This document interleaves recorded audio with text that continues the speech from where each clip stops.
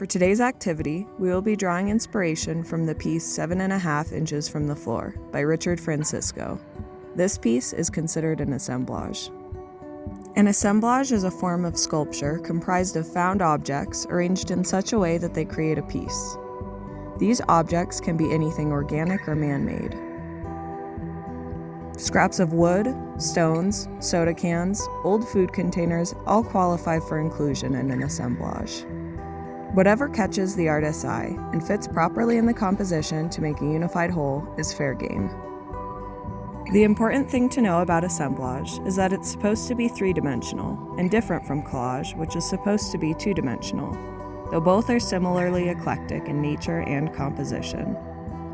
Considering Richard Francisco's piece and the way in which an assemblage is constructed, we will create our own assemblage using found objects around the house.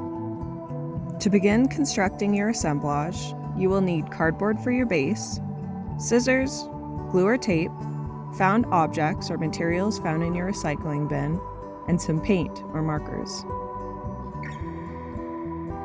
Start with your piece of cardboard. This will be the base in which you begin attaching your recycled materials or found objects. Decide on what shape you would like your base to be and begin cutting. I like the way Richard Francisco used the shape of a half circle, so I chose that for my base, but you may choose to use a square, triangle, or any other shape.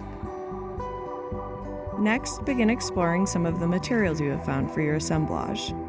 Consider the colors and textures. I found a majority of my materials in my recycling bin.